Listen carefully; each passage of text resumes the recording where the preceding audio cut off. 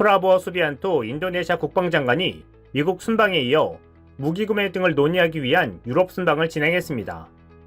지난 21일 안타라 통신 등에 따르면 프라보어 장관은 15일 미국 워싱턴 DC로 날아가 이튿날인 16일 마크 에스퍼 미 국방장관과 회담을 가졌습니다.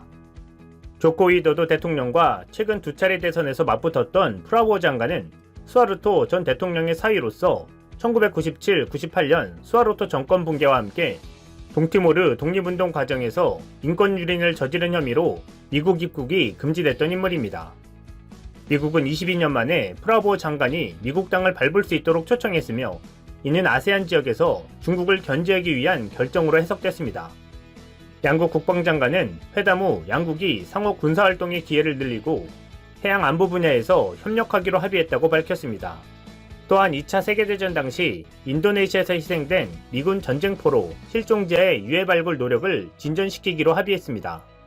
프라보어 장관은 미국의 CH-47 치누크 헬리콥터, MV-22 오스프리 수직 이착륙기, F-16 전투기, F-15 이글 전투기, F-35 라이트닝2 전투기 등 구매에 관심을 보인 것으로 전해졌으나 이에 관한 공식 발표는 없었습니다.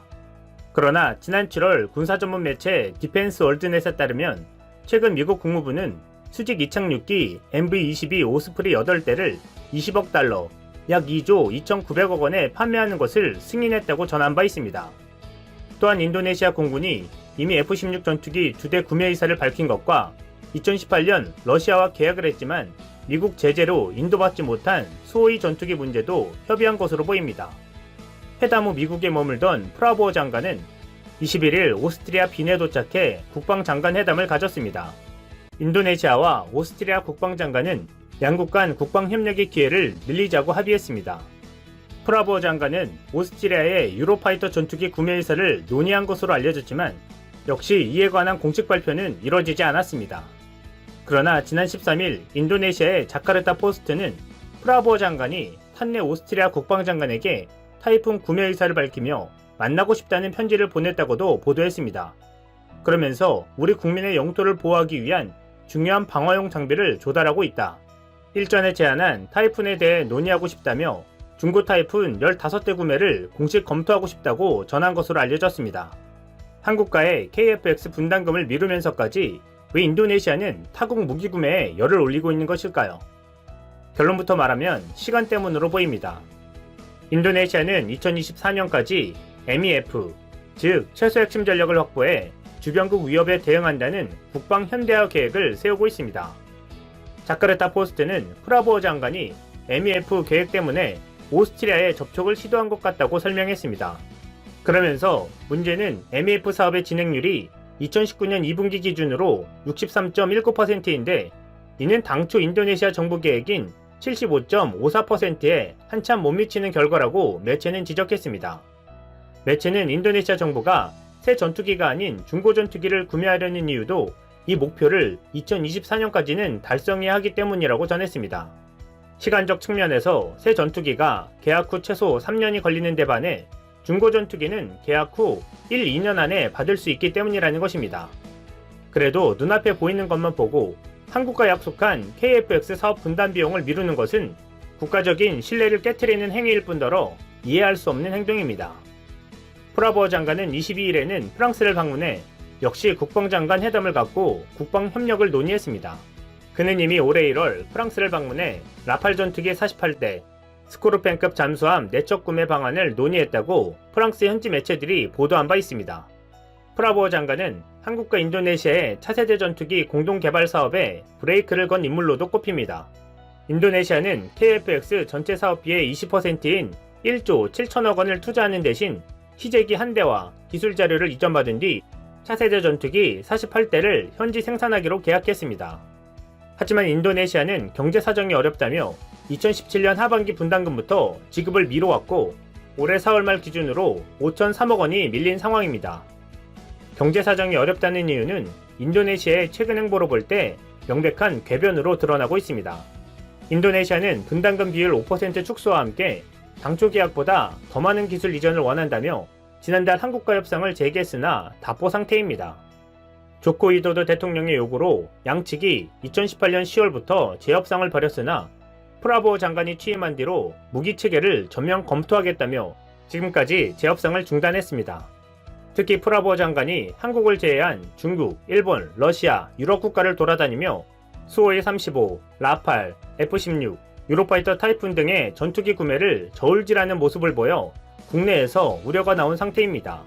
하지만 인도네시아가 KF-X 분담금으로 이미 납부한 2천여억 원이 있기 때문에 최악의 경우가 발생하더라도 한국이 큰 손해를 보는 것은 아니고 잠수함 등 다른 방위산업과 엮여 있기 때문에 우리 측은 추후 협상에 최선을 다한다는 자세를 취하고 있습니다. 프라보 장관은 1년 전 취임한 뒤 중국, 일본, 러시아, 유럽 국가는 수차례 방문했으나 한국 국방부 장관의 방한 초청에는 응하지 않고 있는 상황입니다. 그렇다면 KF-X는 어떻게 진행되고 있을까요? 단군 이래 최대 규모의 무기 개발 사업으로 불리는 KF-X 사업은 한국 무기 산업에 명운이 달렸다 해도 과언이 아닐 것입니다.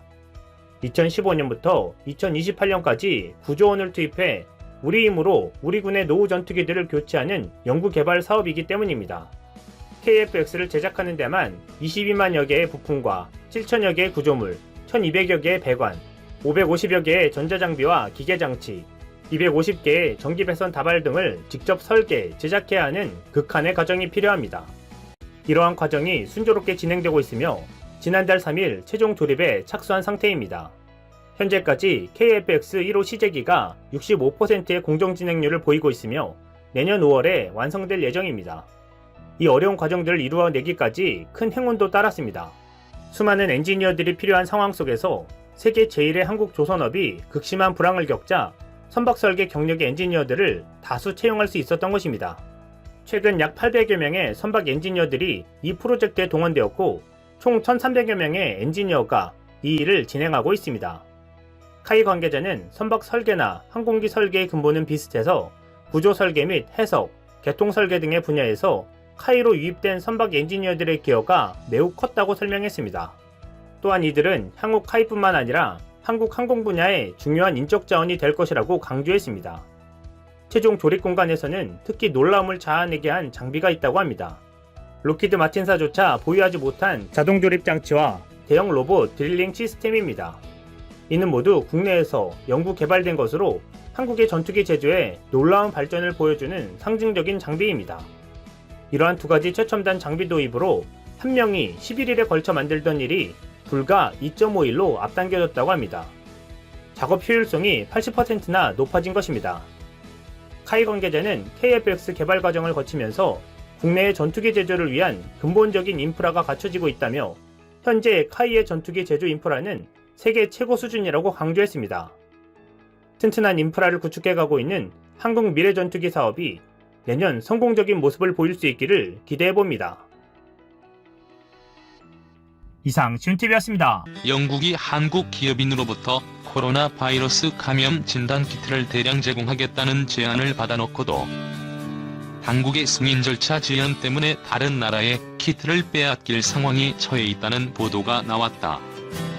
4일 가디언에 따르면 LG케미컬의 한 대주주가 평소 돈독한 관계를 맺어온 영국을 위해 주당 40만 개의 코로나19 진단 키트를 제공할 수 있다는 제안을 했다고 한다. 이 제안은 런던 웨스트민스터 지역 보수당 전 부책임자를 통해 이루어졌다. 그러나 정작 영국 정부는 공중보건국이 아직 테스트를 하지 않았다는 이유로 진단키트 인수를 미루고 있다는 것이다. 이에 따라 이 진단키트들이 다른 국가로 갈 위험성이 있다고 가디언은 전했다. 런던 컨티넨탈 철도의 닉 마컴 회장은 가디언과의 인터뷰에서 자신이 정부와 접촉하고 있지만 THE가 늦장을 부리고 있다고 비판했다. 또 한국산 진단키트에 대한 수요가 엄청나 우크라이나, 루마니아 등이 물량을 낚아채기 위해 이미 한국에 군용기를 보내고 있다는 주장도 했다. 마컴 회장은 서부시대 같은 상황이다. 모로코조차 비행기를 보내고 있다. 그런데 우리 정부는 결정을 내리지 못하고 있다고 비난했다. 또 자신이 맥킨콕 보건장관을 만나 시급한 승인 필요성을 전했다면서 그들도 키트를 원하고 있다. 그러나 모두가 뒤에 숨어서 테스트할 때까지는 결정할 수 없다고만 말하고 있다. 합리적인 자세이기는 하지만 우리는 퇴짜를 당할 것이라고 말했다. 그는 또 제안을 해온 LG화학 대주주가 런던 정경대에서 수학해 영국에 각별한 애정을 갖고 있는 사람이라고 소개한 뒤 그가 다른 나라들은 영국은 그러지 않는지 이해가 되지 않는다고 말했다고 전했다. 가디언은 이 대주주의 이름을 JP리로 언급했다. 진단키트 40만 개의 가격은 약 $10,000이다. 하지만 이 대주주는 영국 정부가 승인을 내리면 무상으로 제공하겠다는 입장인 것으로 알려졌다. 가디언은 한국이 코로나19의 대대적인 검사 및 진단키트 생산 능력으로 높은 평가를 받고 있다면서 스코틀랜드 당국은 이미 한국으로부터 의료 장비 수입을 결정한 바 있다고 전했다. 또 120여 개국이 한국의 방역을 배우려 하고 있다고 지적했다. 세상에서 제일 부러운 곡선. 미국 뉴욕타임스는 지난 3일 한국의 코로나19 확진자 증감 현황을 다른 주요국과 비교한 그래프를 지면에 실었다. 검사조차 제대로 하지 않는 일본이나 통계 자체를 믿을 수 없는 중국을 제외하면 한국의 치명률이 가장 낮았고 인구 대비 확진자 수도 가장 적었다. 6일 오전 현재 우리나라의 코로나19 확진자는 1284명이고 사망자는 186명이다. 첫 확진자가 발생한 날이 같았던 미국의 확진자는 33만 5,524명의 사망자가 9,562명이나 된다.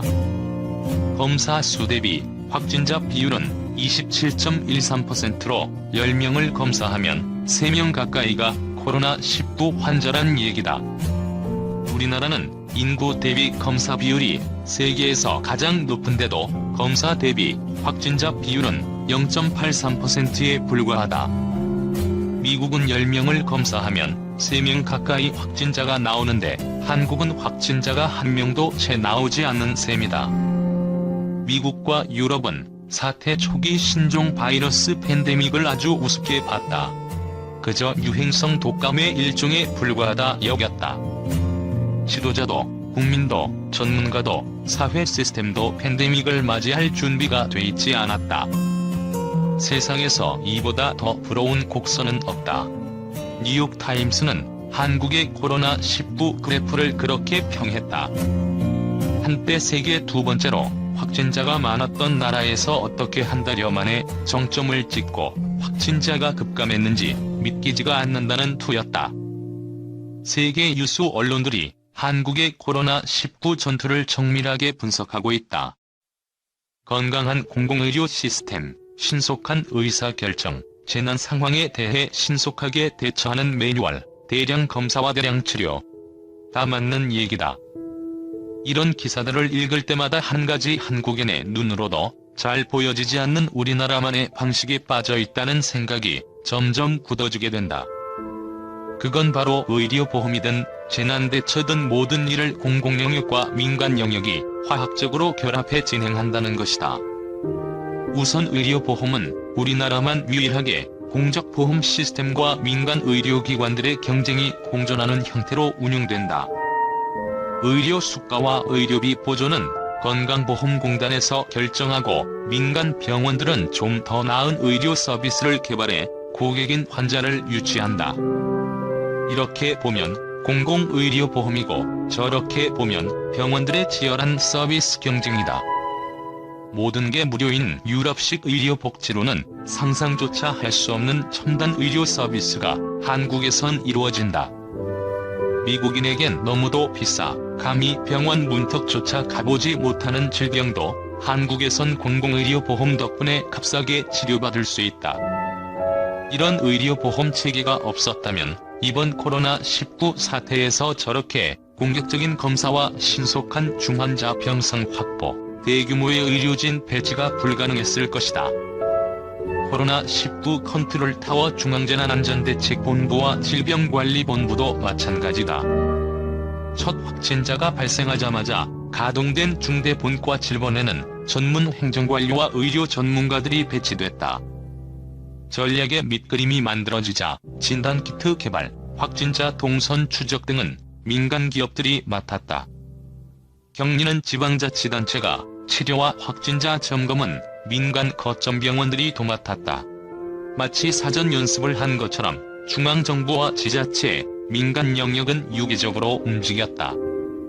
처음부터 공공영역과 민간 영역이 공동의 선이란 용광로에 녹아들어 있는 한국적 시스템. 세상에서 가장 부러운 코로나19 곡선은 만들어졌다. 모든 게 국유화된 공공영역은 쉽사리 관료주의에 녹슬어버린다. 모든 걸 경쟁에만 맡겨놓으면 약육강식의 정골이 된다.